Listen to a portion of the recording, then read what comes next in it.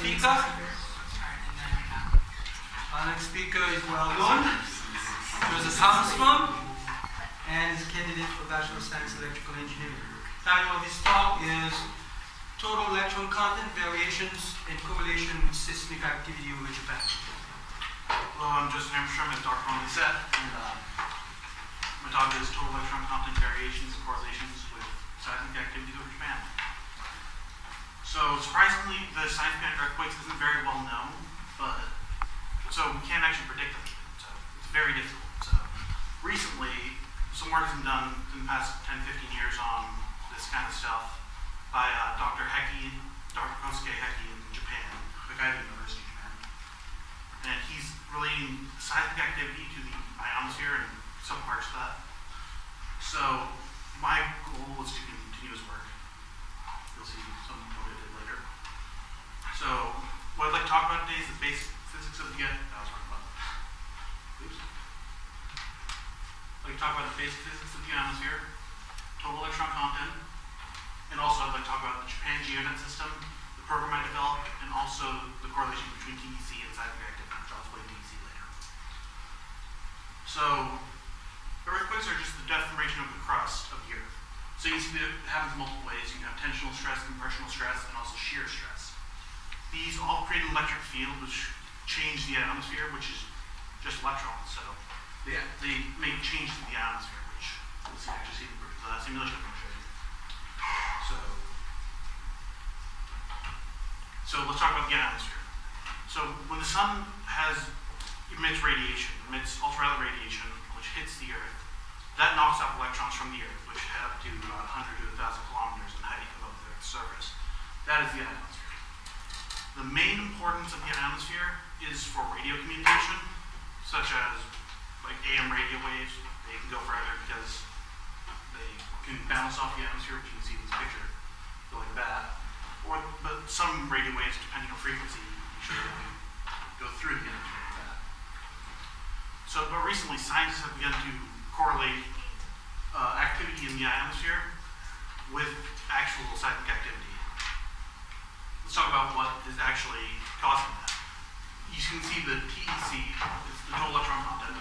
It can be related to GPS signals and the phase difference, so let me explain that.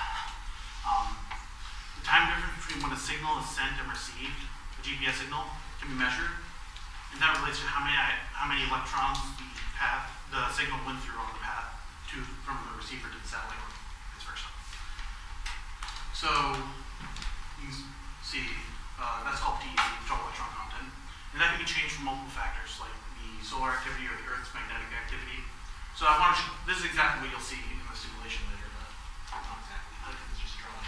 So you can see there's a path there from a satellite to a receiver, and it just goes through a regular atmosphere. There's no disturbances or whatever. So you get this kind of result right there. It's just a smooth curve because the satellite goes over like that, so it would be lower as you go straight down. So that's the path goes straight down. But this path, you can see that patch right there.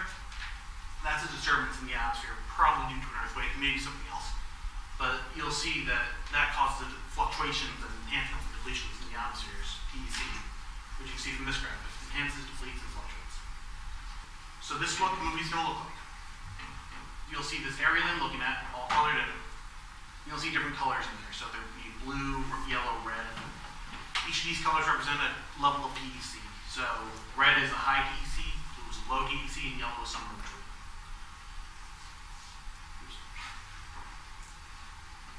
So what I want to tell you what the movie is about, so more about that, I guess. It was the day of the earthquake. It was the day of the earthquake, near the earthquake, and there was a 4-hour window that you want to pay attention to. It was the whole day from 9 a.m. to 9 a.m. the next day. So, and you'll see very large variations in the TEC over a 4-hour period. So let's show that here now. So it starts out around 0 TEC up there. And eventually, when that approaches 0, that time until the earthquake, it's going to drop suddenly down to about as low as it gets on this color. So you'll see it's sort of fluctuating a little bit. It's pretty high still, but suddenly it drops to blue, light blue. And now it's about right there. Now it's starting to drop a little more. Well, actually, it's fluctuating, but drops a little more, a lot more, just going down pretty fast. So then it'll start fluctuating some more. So you'll notice it turns lighter blue, darker blue, lighter blue again.